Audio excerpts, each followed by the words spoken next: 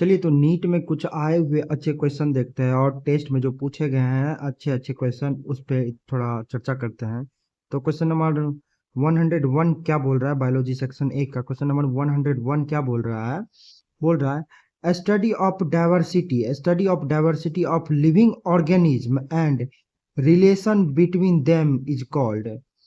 यानी डाइवर्सिटी का study of living organism, the study of diversity of living organism के diversity को study करना और उसके रिलेशनशिप के बारे में बताना एक दूसरे के बीच, उसको क्या बोलते हैं?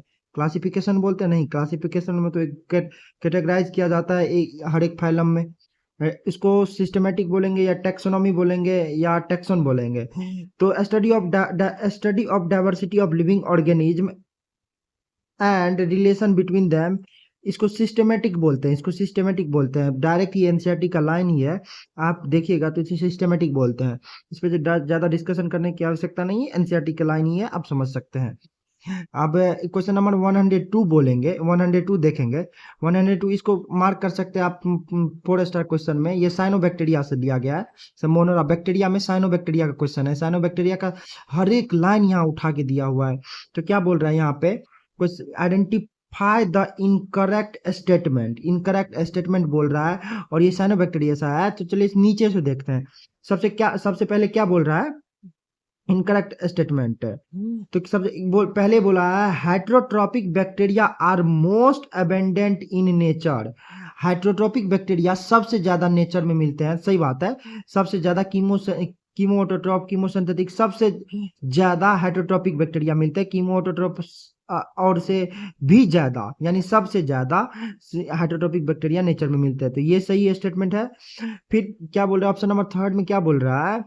Chemosynthetic autotrophs play great role in recycling of nutrient, nitrogen, phosphorus, iron, sulphur.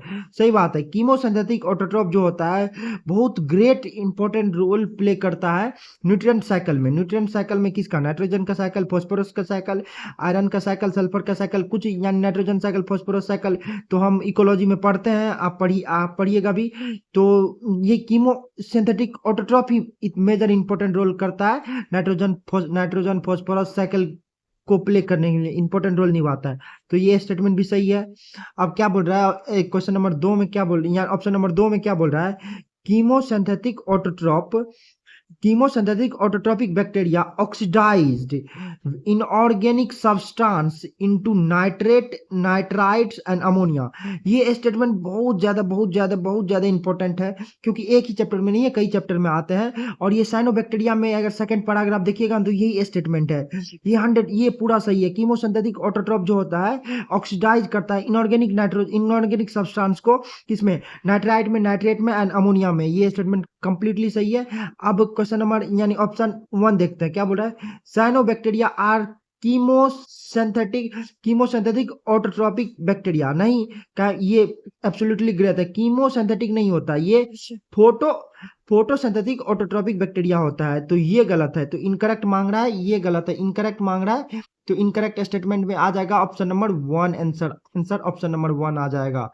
चलिए तो क्वेश्चन नंबर 103 देखते हैं। 103 में क्या बोल रहा है? असर्शन है पहले। असर्शन में क्या बोल रहा है?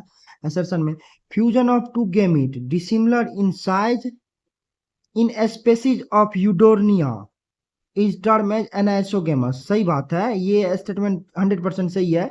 क्या बोल? दो गैमीट जो डिसिमिलर साइज में हो, जिसका साइज सिमिलर नहीं हो, डिफरेंट साइज हो, और वो स्पेसीज यूडोर्निया हो, उसमें एनाइसोगेमस होता है। सही बात है, ये 100% सही है। ये बायोलॉजिकल क्लासिफिकेशन में दिया हुआ है। यूडोरोनिना, इसे क्या बोलिएगा आप? उच्चारण अपने अनुसार देख सकते हैं। मैं तो इसे यूडोरिना पढ़ता हूँ, आप अपने अनुसार देख सकते हैं। इसे इसमें एनाइसोगेमस होता है। यूडोरिना में एनाइसोगेमस होता है क्योंकि इसका गैमीट डिसिमिलर साइज का होता है, सिमिलर नहीं होता है।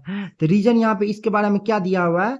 रीजन दिया है fusion between one large non motile static female gamete and smaller motile male gamete it term as यानी ओगेमस। एग्जांपल दिया वोल्वॉक्स एंड फ्यूकस। ये भी सही है, दोनों स्टेटमेंट सही है, दोनों के दोनों असर्शन भी सही है, रीजन भी सही है। लेकिन रीजन करेक्ट एक्सप्लेनेशन नहीं है असर्शन का।